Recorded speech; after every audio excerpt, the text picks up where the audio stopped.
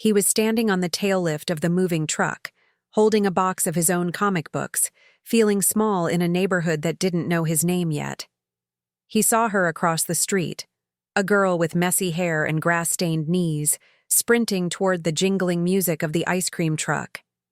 She got there first, breathless, digging through her pockets as the truck pulled to the curb. She pulled out a crumpled dollar and 3 sticky quarters.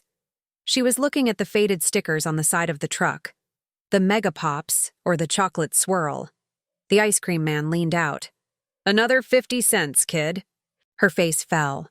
It wasn't just about the ice cream. It was a hot day. She was alone, and that 50 cents felt like a mountain she couldn't climb. She started to step back, her head dropping. Suddenly, a shadow fell over the sidewalk next to her. He had jumped down from the truck and walked over, his own pocket change jingling. He didn't know her name. He didn't know she lived 3 houses down. He just reached out and dropped 2 quarters onto the metal counter. "I got it," he said. His voice was a little shy, crackling with that 11-year-old uncertainty. The ice cream man handed her the treat. She looked at the ice cream, then at the boy with the dusty knees and the new city look in his eyes. "Thanks," she whispered, finally smiling. She didn't walk away. She stayed right there. "You're the new kid in the blue house, right?" "Yeah." He nodded, looking back at the moving men carrying his bed frame into the house. I'm Noah." "I'm Sarah," she said, breaking off a piece of the wooden sticks ice cream to share, or maybe just pointing toward the best climbing tree in the neighborhood. "Want to see where the creek is? My treat next time." The golden hour, 5 years later. The sun was dipping low, painting the neighborhood in a hazy, bruised purple. They were sitting on the old wooden fence at the back of the park, the same park where they'd spent 1,000 afternoons. Their hands were tucked between them on the narrow rail. It started with a pinky hook, then a palm, and finally, their fingers laced together. It was the first time they didn't pull away after a few seconds. His hand was larger now, calloused from summer jobs. Hers was steady, her thumb tracing the line of his knuckles. The almost moment. The conversation had died out minutes ago. The silence wasn't empty. It was heavy, like the air before a thunderstorm. He turned his head toward her. She didn't look away. For the first time, they weren't looking at the horizon or the ice cream truck. They were looking at each other's mouths, then each other's eyes. "I'm gonna miss this," he murmured, his voice deeper than it was at 11, but just as honest. "You're not gone yet," she whispered. He leaned in, his heart drumming a frantic rhythm against his ribs. She tilted her chin up, her eyes fluttering shut, the scent of her shampoo and the cooling grass filling the inches between them. The world narrowed down to just that tiny gap, a breath away from changing their friendship forever. "Hey! Mom says if you don't get home now, she's giving your pizza to the dog." The screech of his younger brother tore through the twilight. A bicycle skidded on the gravel nearby, the wheels clicking loudly. They jolted apart as if they'd been hit by an electric shock. Their hands unlatched and the spell shattered. He rubbed the back of his neck, face flushing a deep red in the fading light. She tucked a loose strand of hair behind her ear, suddenly very interested in her shoelaces. I should probably go," he muttered, clearing his throat. "Yeah," she breathed, her heart still racing. "Me too." They walked back toward their houses, 3 feet of space between them now, but the ghost of that almost kiss felt louder than any words they had ever spoken. The air is crisp, smelling of car exhaust and the coming autumn. He's been pacing by his old beat-up truck for 20 minutes, checking his reflection in the side mirror and practicing the words until they felt like marbles in his mouth. When she walks out of the gym after practice, he sees her. Not the 10-year-old with the messy hair, but a young woman who knows exactly who she is. His stomach does that same flip it did when they almost kissed 3 years ago, but this time, he doesn't let the moment pass.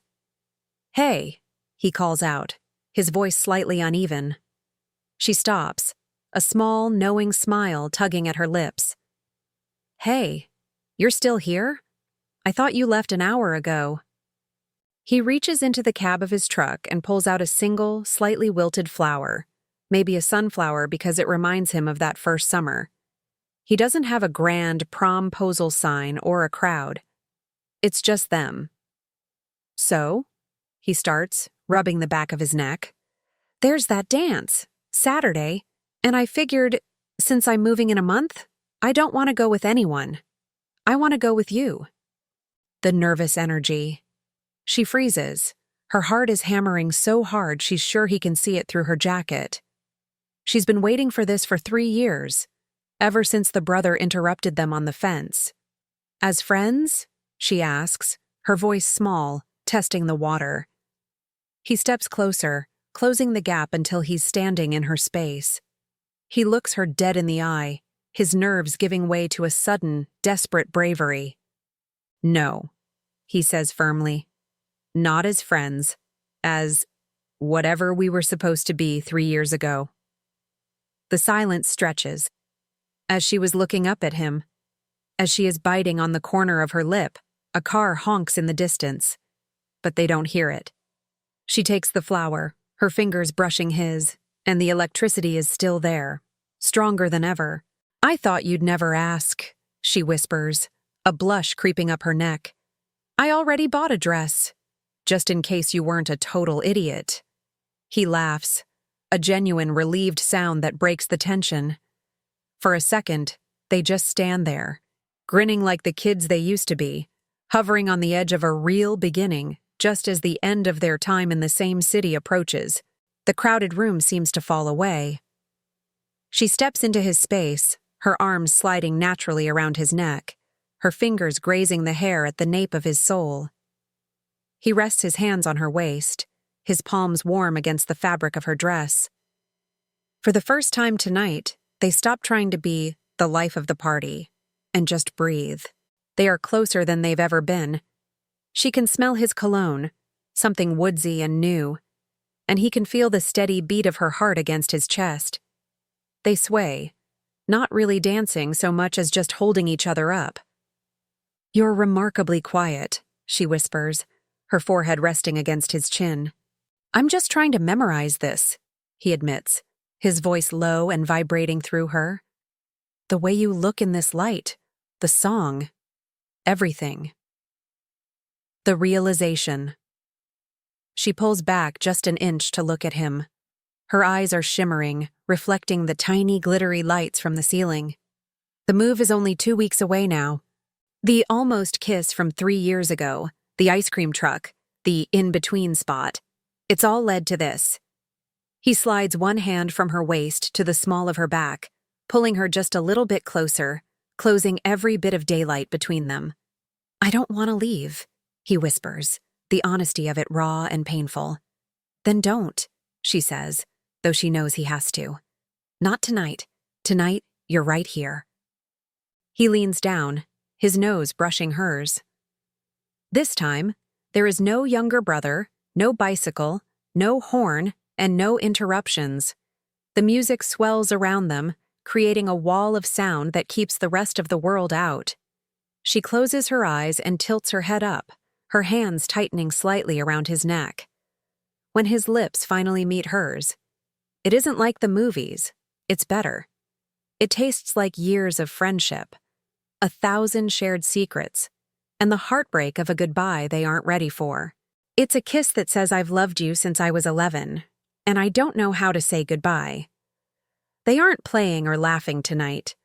They are sitting on the thick, low-hanging branch that has grown sturdier over the last 8 years, just like they have. He has his arm around her, and she is tucked into his side, her head resting on his shoulder. He reaches into his pocket and pulls out something small. It's the 2 quarters he used to pay for her ice cream all those years ago. He never spent them, or maybe he found 2 just like them to keep, to remind me of you. "I wanted to give you something," he says, his voice thick. "But everything I have feels too small." She reaches into her bag and pulls out a small, worn notebook. It's filled with drawings, notes they passed in class, and pressed flowers from their walks. "Don't open it until you cross the state line," she says, her voice trembling. It's the map of everything we did here, so you don't forget where the in-between is. He takes the book like it's made of glass. I couldn't forget if I tried. You're part of my DNA now. The reality of the miles starts to set in. Tomorrow, there will be 500 miles between their pillows. No more walking to her house. No more blink codes across a crowded room. We aren't going to be one of those stories that just fades out, he says, turning to face her. He takes both of her hands in his. I'll call you when I stop for gas. I'll call you when I get there. I'll call you until you're sick of me. She looks up at him, the moonlight catching the tears she's trying so hard not to drop. You better, because if you don't, I'm coming to find you. They share one last kiss under the willow, not a frantic one like at the dance, but a slow, lingering one that feels like a seal on a contract. It's a promise to wait, to try, and to keep the in-between alive in their hearts, even when the physical spot is gone. As they walk back toward their houses for the final time, they don't let go of each other's hands until they reach the exact spot where the sidewalk divides. Then it vibrates. The first call is the hardest because it's the moment the new normal becomes real. The silence in her room is too loud, and the echoes in his new, empty bedroom feel cold. It's 11:15 p.m., night 1. She is lying on her bed, staring at the ceiling. Her room feels strangely large now that she knows he isn't just 3 houses down. She's been checking her phone every 30 seconds. Then it vibrates again. His name flashes on the screen. Hey, he says. His voice sounds different through the speaker, tinny and far away, but still the only sound she wants to hear. Hey, she breathes, rolling onto her side and clutching the pillow. You made it? Yeah, my room is full of boxes. The walls are a weird shade of beige, and the window faces a street I don't know the name of yet. He pauses, and she can hear him sitting down on a hardwood floor. It's too quiet here. I keep waiting to hear your bike on the gravel. They talk for an hour, but it's not like their usual chatter. There's a new weight to their words. They describe things they never had to describe before. The weather, the layout of a kitchen, the sound of the neighbors. They are building a world out of words because they can't use their eyes anymore. I open the notebook, he whispers. The map you made. I'm looking at the drawing of the willow tree right now. I'm looking at the empty space in the driveway, she admits, a single tear finally escaping. It's weirdly dark without your porch light on. The long distance pact. I checked the map, he says, trying to sound brave. It's an 8-hour drive. That's only 4 movies long, or 16 times through our favorite album. It's not forever away. 8 hours is a lot of ice cream trucks, she jokes weakly, her voice cracking. I'll save my quarters, he promises. Every single one. Neither of them wants to hang up. Hanging up feels like letting go of the last string connecting them. Sleep? He asks eventually. Yeah, sleep. I'll text you the second I wake up. You better. The line clicks shut. She stays there, holding the phone to her chest, the glow of the screen fading to black. A few more years later. Ages 19-20. The phone calls that used to last until 2 a.m. gradually shortened. He started engineering school. She took an internship in a busy city. New friends started appearing in their stories, people the other person didn't know. When they did talk, they spent half the time explaining who Sarah from Chem or Mike from work was. The secret language they built at the willow tree started to feel like a foreign tongue they were both forgetting. He came back for a weekend when they were 20. It was awkward. They tried to sit at the in-between, but it felt small, and the silence that used to be comfortable now felt heavy with things they hadn't shared. Ages 23-24. Then came the year the happy birthday text was a day late. Then the year it didn't come at all. He moved again, this time for a job across the country. He got a new phone number, and in the chaos of the move, The old notebook she gave him ended up in a box in his parents' attic. She saw a photo of him on social media with a group of strangers laughing at a bar. He looked like a man now, his face sharper, his eyes different. She realized she didn't know his favorite song anymore. Even though they didn't speak, they never truly left each other. For her. Every time she passed an ice cream truck, her heart did a strange, painful somersault. She'd find herself looking for a silver truck in traffic, even though she knew he lived thousands of miles away. For him, on hard nights he'd find himself reaching for his phone to text a joke, only to realize he didn't have her in his contacts anymore. He wondered if she ever finished that degree, or if she still tucked her hair behind her ear when she was nervous. They both lived with a permanent in-between-shaped hole in their lives. They dated other people, but there was always a secret comparison happening. No one else knew the 10-year-old version of them. No one else knew about the bad luck jar. As time takes its tolls, they start separate paths, the both find new love, and there is the weddings. Her day. She walked down the aisle in a dress that looked nothing like the one she wore to the high school dance. Her husband is a good man, kind, stable, and someone who loves her deeply. But when the DJ played a slow song, she had a momentary flash of a high school gym and a boy who smelled like woodsy cologne.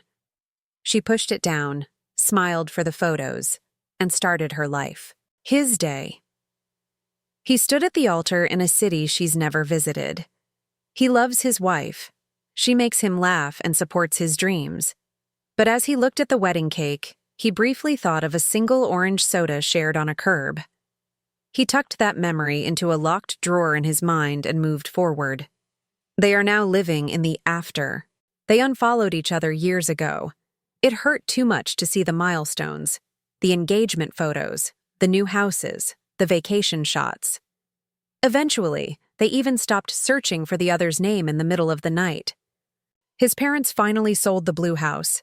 Her parents moved to a condo. The in-between willow tree was trimmed back, and the fence they sat on was replaced with vinyl. The physical map of their love has been wiped clean. Even with wedding rings on their fingers, the bond remains a quiet hum in the background of their lives, in her home. Sometimes, when her husband forgets to help her with something small, she remembers a boy who dropped 2 quarters on a counter without being asked. She doesn't tell anyone. In his home. Sometimes, when it rains, he looks at the trees and thinks of a girl who told him he'd be an architect. He is an architect now, and he knows he owes a part of that to the 10-year-old girl who believed it first. They have built beautiful, full lives. They have careers, spouses, and perhaps even children of their own. But they are both carrying a ghost of the person they were at 11. To the world, they are successful adults. To each other, they are a frozen moment in time.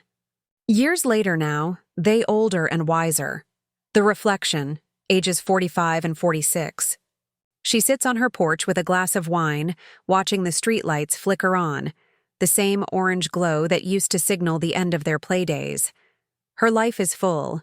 She has her kids, her work, and her independence, but there is a specific Noah-shaped hole in her history. She realizes that her marriage failed, in part, because she was always looking for a connection that felt as effortless as a 10-year-old's "I got it" over a 50-cent ice cream cone. She pulls up a search engine, types his name, and hovers over the Enter key. She wonders if he still has that lopsided grin. His perspective, age 46. He's living in a city far away, surrounded by blueprints and empty coffee cups. His divorce was amicable, but it left him feeling untethered. While packing up his office to move into a smaller apartment, he finds it, the weathered notebook. He sits on a packing box and opens it. The ink has faded, and the edges are curled, but as he traces the drawing of the willow tree, he can almost smell the grass and the late summer heat. He remembers the way she held his hand at the dance, the last time he felt truly, uncomplicatedly, home. About a year later, at the diner on 5th Street. He sat in a booth near the front, stirring his coffee and watching the steam rise. He was thinking about his career, the quiet apartment he went home to, and the strange way 47 years had slipped through his fingers. He felt like a man who had built a sturdy house but forgotten to put a soul in it. 3 booths behind him, she was finishing her omelet, looking at a photo of her kids on her phone. She was thinking about how much of herself she had given away to everyone else, to her ex-husband, to her job, to the daily grind, and how little she had left for her own dreams. He stood up, adjusting his coat. He'd lived in this new city for 6 months, and it still felt like a waiting room. He dropped a $5 tip on the table and turned toward the exit. She stood up at the exact same time, pulling her cardigan tight and reaching for her purse. Her back was toward him. As he maneuvered around the narrow aisle to get to the door, she stepped back to clear her table. They nearly collided. "Pardon me, miss," he said softly, instinctively stepping to the side to give her room. She froze. It wasn't just the words. It was the vibration of the voice. It was the specific cadence, the low, steady tone that had whispered to her through a telephone line at 11:15 p.m. 28 years ago. It was a sound she hadn't heard in decades, but her body remembered it better than her own name. She didn't move for a long second. Her heart, which had been in a dull sleep for years, gave a violent, painful thud against her ribs. Slowly, she turned around. He was looking down, checking his watch, ready to keep walking. But when he felt her gaze, he looked up. He saw a woman with silver-threaded hair and a sophisticated coat, but through the adult mask, he saw the 10-year-old girl who didn't have enough money for ice cream. He saw the 18-year-old girl in the blue dress at the dance. The diner noise, the clinking of silverware, the hum of the refrigerator, the chatter of the waitresses. Everything faded into a dead silence. "Noah," she whispered. Her voice was trembling, barely audible over the sound of his own blood rushing in his ears. He stopped breathing. He scanned her face, his eyes darting from her eyes to the familiar curve of her jaw. The 200 miles he'd moved, the job he'd taken, the coffee he'd decided to get this morning. It wasn't a coincidence. It was the map finally leading him home. Sarah. They stood there in the middle of a random diner, 2 divorced adults with graying hair and grown-up burdens, looking at each other across the wreckage of 3 decades. He didn't say, "How are you?" or, "It's been a long time." Instead, his eyes filled with a sudden, overwhelming heat. He reached into his pocket, a habit he'd never quite broken, and felt the phantom weight of 2 quarters. "I think—" He cleared his throat, his voice cracking. "I think I still owe you an ice cream." The world outside the 2 of them ceased to exist. The waitress with the coffee pot, the truck driver in the corner booth, the ticking clock over the counter. They all became blurred, static background noise. In that frozen sliver of time, 30 years of what-ifs and almost collapsed into a single point in space. They didn't move at first. They just stared, their brains frantically trying to reconcile the faces of the children they loved with the adults standing before them. Then, the gravity that had been pulling at them since the day the moving truck left finally won.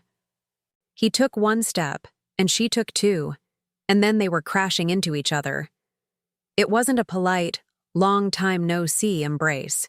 It was a collision. Her face buried into the crook of his neck, his arms wrapped around her waist so tight it felt like he was trying to fuse their shadows together. They held on with the desperation of 2 people who had been drifting at sea and had finally found land. The tears came without warning, hot and messy. She sobbed against his chest, her hands clutching the fabric of his coat as if he might disappear if she let go. He pressed his face into her hair, closing his eyes, his shoulders shaking. They were crying for the weddings they didn't have with each other, for the kids they didn't raise together, and for every year they spent wondering if the other had forgotten. Then, he pulled back just enough to frame her face in his hands. He looked at her with a raw, piercing intensity. He didn't ask permission. He didn't need to. He leaned down and kissed her. It was the kiss that had been interrupted on the fence at 15. It was the kiss from the slow dance at 18. It was a kiss that carried the weight of 200 miles, 2 divorces, and 3 decades of silence. Everything. The pain of the distance, the regret of the lost contact, the loneliness of their separate lives. It all burned away in that one contact. The only 2 people in the world. For those few minutes, they weren't 45 and 46. They weren't divorced or parents or professionals. They were just the boy from the blue house and the girl with the messy hair. The diner remained frozen. The sun streamed through the window, catching the dust motes dancing around them. They stood in the center of the aisle, locked in a world of their own making. The in-between had finally moved from the willow tree to right here, between them, in the middle of a Tuesday morning. When they finally broke the kiss, they didn't pull away. They kept their foreheads pressed together, their breaths hitching in unison. "Noah, come on, man! Let's go! I'm double parked and we're gonna be late for that meeting." The voice boomed from the diner's entryway. It was deeper, rougher, and belonged to a man in a suit, but the impatient, mocking tone was unmistakable. It was the same brother, the same little brother who had shattered their first almost kiss 27 years ago. Noah and Sarah froze, their foreheads still pressed together. They didn't jump apart in fear this time. Instead, a ripple of silent vibration started in Noah's chest, and Sarah felt it. She let out a tiny, wet snort of disbelief. Then, Noah started to chuckle. Within seconds, they were both leaning against each other, laughing so hard that tears started fresh in their eyes. It was a cathartic, joyful sound, the sound of 2 people realizing that some things in the universe never change. The brother walked closer, squinting at them. "I'm serious, Noah. The meter is—" "Wait." He stopped dead in his tracks, his jaw dropping as he looked at the woman in Noah's arms. "Sarah? Sarah from the old neighborhood?" "Go away, Richie!" Noah yelled back over his shoulder, his eyes never leaving Sarah's. "I've waited 30 years for this. You aren't ruining it twice." They ignored the brother's spluttering and the curious looks from the other diners. They pulled each other into one more hug, the forever kind of hug. "He really has a talent for that, doesn't he?" She whispered into his ear, her hands finally relaxing as she realized this wasn't a dream. "He does," Noah laughed, squeezing her tight one last time before stepping back just enough to look at her properly. He reached out and took her hand, lacing his fingers with hers, the same larger, calloused hand, now holding the hand that had once traced his knuckles on a wooden fence. "But this time I'm not letting go just because he's yelling." He looked at his brother, then back at Sarah. "Give me 5 minutes. Take the rest of your life," she replied, her smile finally reaching her eyes. About a year later, the drive back to their hometown was quiet, filled with the comfortable silence of 2 people who no longer had to rush. They pulled up to the curb where the in-between used to be, the engine of the car clicking as it cooled. They sat in the front seat, looking through the windshield. The towering willow tree was gone, replaced by a neat manicured lawn and a swing set belonging to a family they didn't know. The physical landmark had vanished, but as they stared at the empty space, the air seemed to shimmer. The vision. In their mind's eye, they didn't see the empty lawn. They saw 2 teenagers sitting on a low-hanging branch. They saw a 10-year-old girl and an 11-year-old boy sharing an orange soda. The memory was so vivid it felt like they could reach out and touch the ghosts of the children they used to be. Noah reached into the back seat and brought forward the old notebook. It was thick now, much thicker than the day she gave it to him. He placed it on the center console between them and opened it to the middle. "I told you I kept it," he said softly. Sarah gasped as she turned the pages. After her drawings of the creek and her maps of the neighborhood, the ink changed. He had used the notebook as a silent letter to her for 27 years. Age 22. A coffee stain on a page where he wrote, "Started my first job today. I wish I could tell you the office looks just like the towers we used to build out of Legos." Age 30. A pressed wildflower next to the words, "Saw a girl today who laughed just like you. I had to walk away because it hurt too much to listen." Age 40. A quick sketch of a bridge. "I'm building things now, Sarah, just like you said I would. I hope you're happy wherever you are." The final entry, written just a week ago. "I moved 200 miles closer. I think I'm looking for you. I hope the map still works." Sarah traced the lines of his handwriting, her tears blurring the ink. The notebook wasn't just a souvenir. It was a bridge. He had carried her with him through every city, every heartbreak, and every success. "The tree is gone," she whispered, looking back at the empty yard. "Sarah! Sarah! Look at me!" As Sarah looked up, Noah reached with his right hand and placed a finger under her chin and leaned in. She closed her eyes and he gave the most soft, mindful kiss. She leans back looking at him. "Thank you. Thank you for being here." Noah then reached over, took the notebook, and placed her hand on top of it, covering her hands with his own. He looked at her, really looked at her, and smiled. The tree was just wood and leaves. The in-between was never the spot on the map. It was this. It was us. They sat there for a long time, two adults in a quiet car, watching the ghosts of their younger selves play under a tree that no longer existed. They weren't sad anymore. They didn't need the tree. They had the notebook, they had the memories, and most importantly, they finally had each other. The journey ends. Noah put the car in gear, but he didn't look back. He looked forward at the road ahead. "Where to now?" she asked. "Anywhere," he replied, squeezing her hand. "As long as we're going there together." Let us know where you are from, and please drop a comment if you like this content. There is more stories to come. Please subscribe and a thumbs up.